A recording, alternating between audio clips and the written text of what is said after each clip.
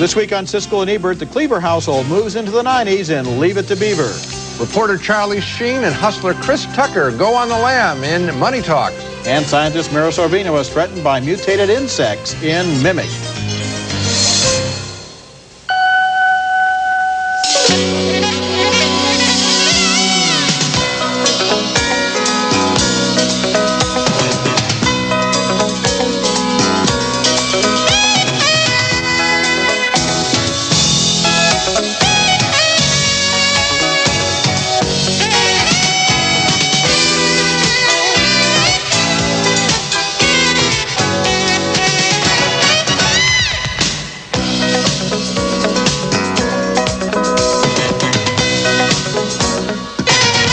Now, Dottie the dinosaur had never seen a human being before.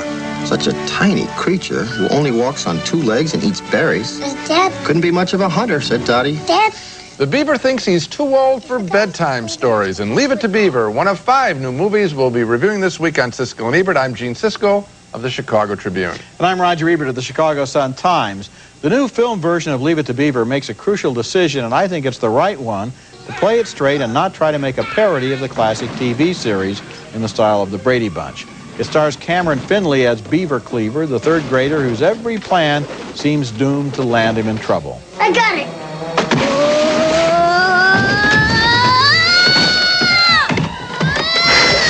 You know what bothers me? When something like this happens, why do they feel they have to cover it up? Maybe they're afraid you'd fly off the handle without giving them a chance to explain.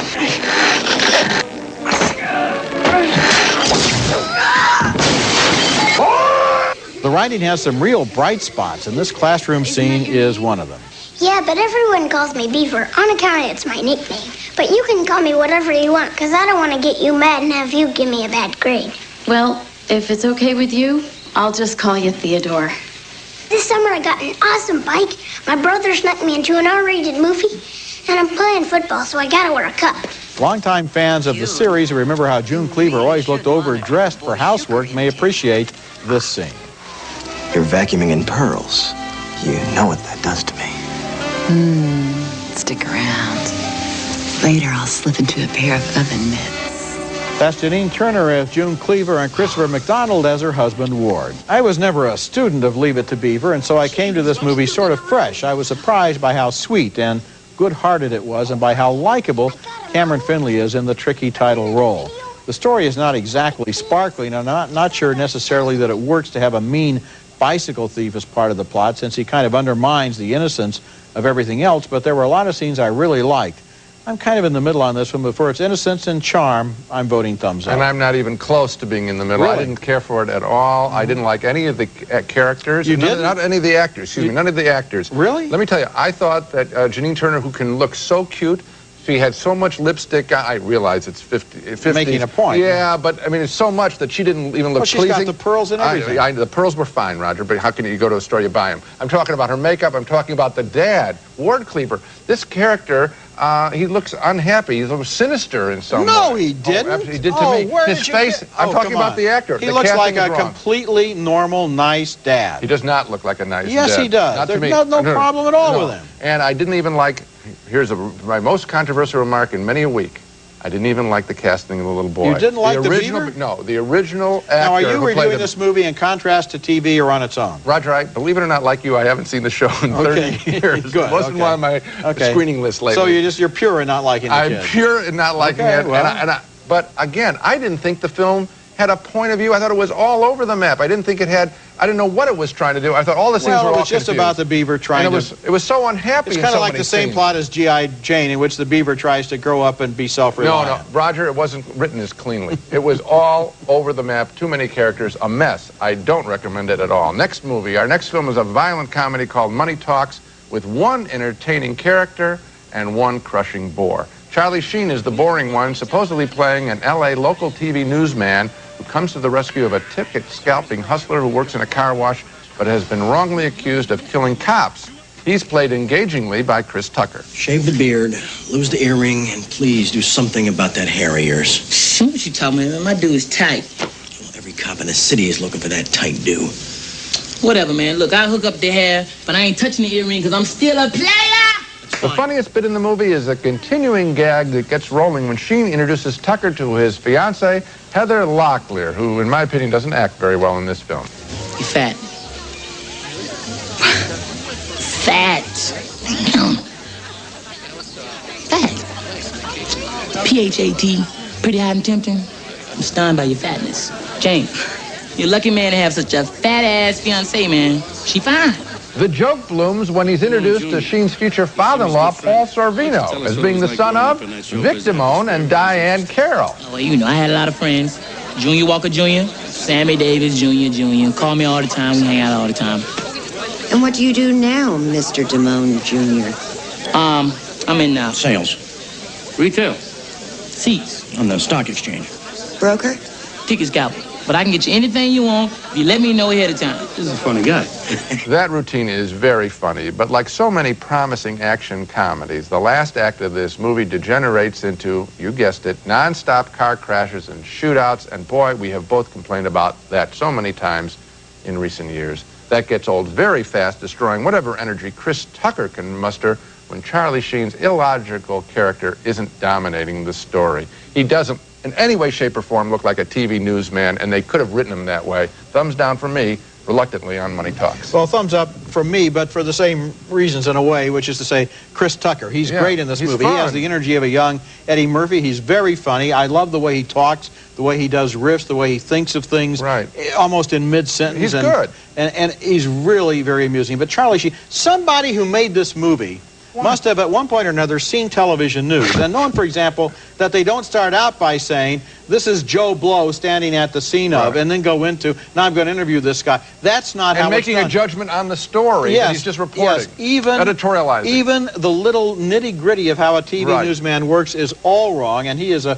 real stick in this movie, Charlie Sheen. Yet he's surrounded by some interesting characters. His boss at the TV station, I like that guy. I love Paul Sorvino, who was so proud of this guy because he's half Italian, you know. And I also loved Chris Tucker. Yeah, but it's half a movie because Charlie Sheen is in the cast. I'm going to give thumbs up to my half. Okay, and I'm giving thumbs down to mine. Coming up later, a teen high school hacker becomes a hero when Patrick Stewart takes students hostage in Masterminds. I better get extra credit for this. But next, Oscar winner Mira Sorvino designs a super insect, and she and the rest of New York City wishes she hadn't in the new horror film Mimic. Evolution has a way of keeping things alive. But they all died in the lab. Yes, Susan, but you let them out into the world. The world's a much bigger lab. Those two experts on insects have an 11th hour debate on whether they did the right thing in Mimic, a creepy new thriller starring Mira Sorvino. She plays a geneticist who custom engineers a new bug, a cross between a mantis and a termite, to attack the cockroaches that were spreading a plague that killed children. But now 3 years have passed, and she and her husband, a disease control officer played by Jeremy Northam, face the possibility that the new bug has mutated into an even more terrifying threat. As they go searching the subway system for evidence, we get scenes like this one, not recommended for viewers who are phobic about bugs.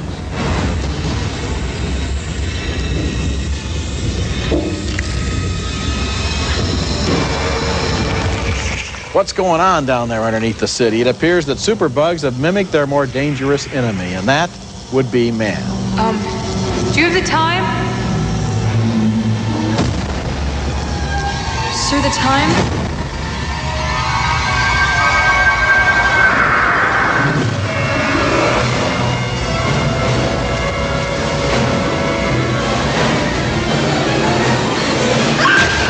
Charles S. Dutton plays a subway cop. Giancarlo Giannini is a shoeshine man, and they're trapped, along with Sorvino and Northam, in tunnels far beneath Manhattan. What the heck was that? Come on, here. Just wait a minute. You wait a minute. I want to make sure. It's not dead. Yeah, well, it's going to be very soon, lady. The movie was directed by Guillermo del Toro, the young Mexican who made the stylish horror film Cronos a few years ago, which won the Critics' Week at Cannes. He's made a frightening film that's also visually effective, especially in the scene set in an abandoned subway station. Down in Urbana at the University of Illinois, they have an annual Insect Fear Film Festival. I think they're going to love this movie. I loved it too, and it did scare me. It did, me hard, too. You know how hard that is for a picture to do to us? Oh, we know all the tricks. We know where which side of the screen the fright is going to come from. We know all the editing rhythms.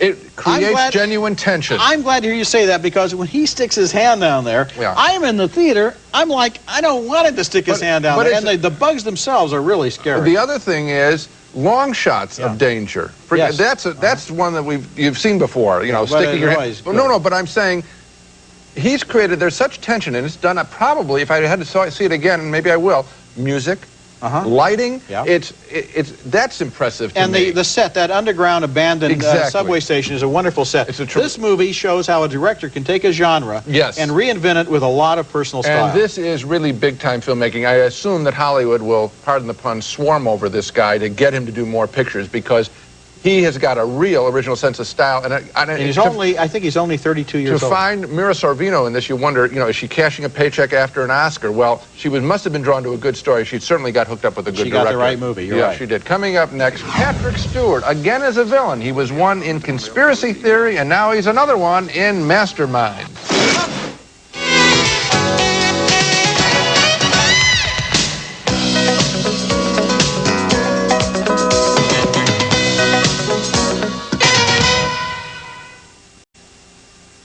Oh, if we had had you last year, we would not have had the science room burnout. So this is the young man who caused that mayhem. You little bugger. Lucky for you, you didn't have me to deal with. That's a scene from our next movie, a forgettable comic action picture called Masterminds, and to prove it's forgettable, I'll tell a tale out of school. Roger and I have a meeting each week with our production team to decide what order we're going to review the movies on this show. Well, someone names the movies, and then we discuss where to place it in the order of the 5 movies on the program. But in the case of Masterminds, neither one of us could remember what it was about. We had just seen it a few days before. We had to be reminded. Patrick Stewart, who can be a very commanding presence in the movies, plays a security consultant at a ritzy prep school who confronts the principal, Brenda Fricker, the Oscar winner from My Left Foot. What's she doing in this movie? 10 of the richest kids in America. Exactly. What would you say, 5 million each? Or 10? Decisions. Meanwhile, a former student who was kicked out the year before and is awfully good with a computer, and whose stepsister was taken hostage, starts to fight back to free the kids. Time to open up some gates.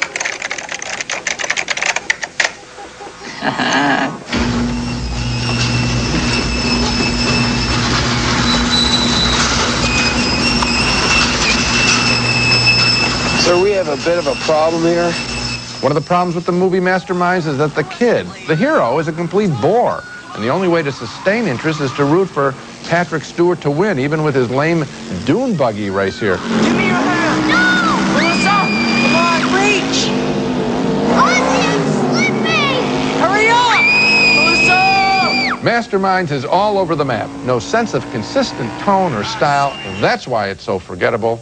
Thumbs way down for me on this one, and try to remember the name Masterminds, because I couldn't. You don't want to stumble into that picture. This is one of those movies. This is one of those movies. While when you're sitting there, you're saying there is nothing to think about. Right. There is nothing on the screen that interests me.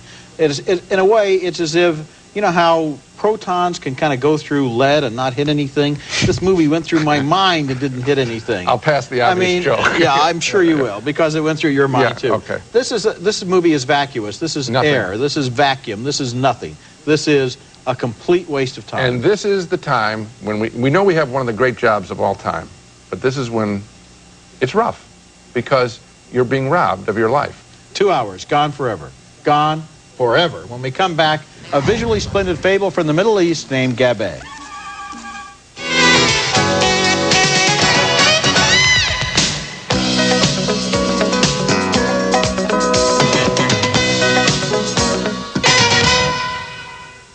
Our next film is named Gabbeh, and that is also the name of a rug in Iran where the fable is set. Brilliantly colorful, the film is also quietly nonconformist, telling the story of a woman whose life, liberty, and happiness are essentially held hostage by the men in her family. As Gabbeh opens, an old man and an old woman are arguing over which will wash the rug when suddenly an amazing event takes place. Gabbeh خوشگلم خانم خانما چقدر خوشگل هستی چرا رنگت آبیه؟ اون از سوار کیه داره اون دختره رو میبره؟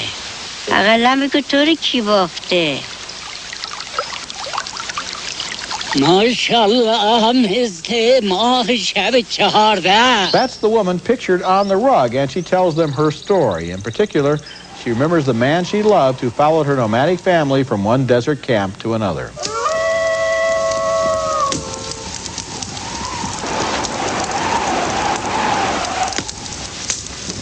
She's told she cannot marry until her old uncle marries first, but at last it appears that may be about to happen.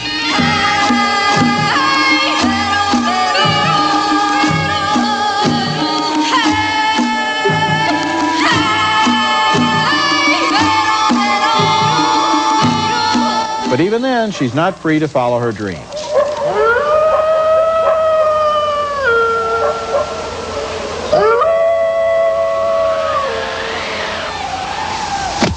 Gabbeh was directed by an Iranian filmmaker named Mohsen Makhmovov, who has made more than a dozen other films, although this one is the first to play commercially in the United States.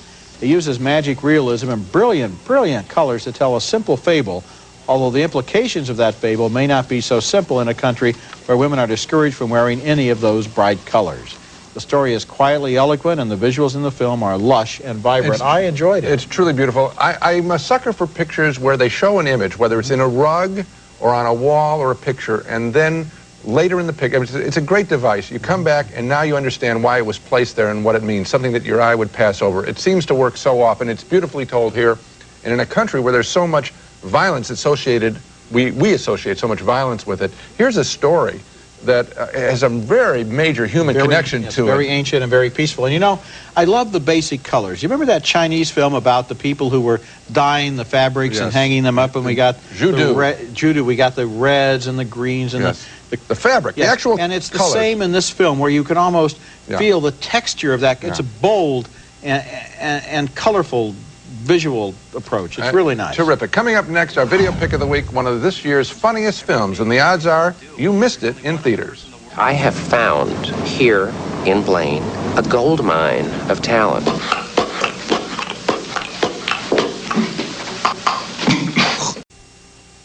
The Century Plaza, offering the finest in luxury service in Southern California style, adjacent to Beverly Hills on LA's fashionable West Side. The Century Plaza Hotel and Tower, a Westin hotel. Now it's time for our video pick of the week, and my choice is one of the silliest and funniest pictures I've seen in quite a while. Waiting for Guffman, from writer-director-actor Christopher Guest, who is partly responsible for the classic fake rock and roll documentary, This Is Spinal Tap. Once again, Guest employs the device of a mock documentary, this time focusing on the citizens of the little town of Blaine, Missouri, as they try to get together to put on a musical play about the founding of their village some 150 years ago. Ladies and gentlemen, we have reached our destination. We have reached the Pacific. Welcome to California!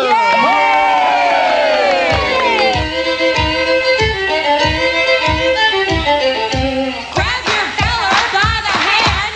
Welcome him to the promised land. Yes, they thought they had reached the ocean, but they were only in Missouri. As for the town's leading industry, would you believe footstools? A scene from the pageant shows how the president's visit to Blaine triggered the business many years ago. I'll take this back to Washington with me, and every time I rest my feet, I'll think of Blaine. But the auditions for the casting of the play are even funnier than the play itself. Here's the town's dentist, as played by the very funny Eugene Levy. Floating like a vapor on the soft summer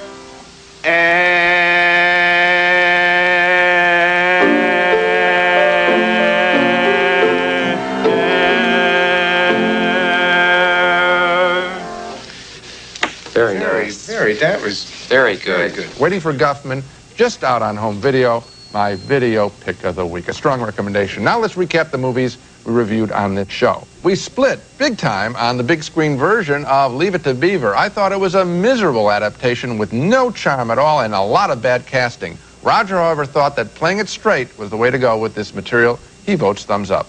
Another split vote on the comedy, Money Talks. We both enjoy the freewheeling Chris Tucker character, but the stupidly written Charlie Sheen newsman character and the last chunk of endless violence and car crashes really ruined it for me. 2 thumbs up, way up for Mimic, a spectacularly good and exciting creature feature, giant bugs in New York City's subway.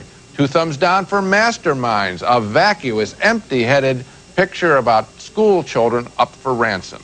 And finally, 2 thumbs up for the beautiful Iranian family drama, Gabbeh. Remember, you can check our votes and hear our reviews of recent movies at our website. The address is www.siskel-ebert.com. That's it for this week. Next week, we'll be back with reviews of more new movies, including She's So Lovely, starring Sean Penn, John Travolta, and Robin Wright, in the story of a woman whose first husband is too wild and second is too tame.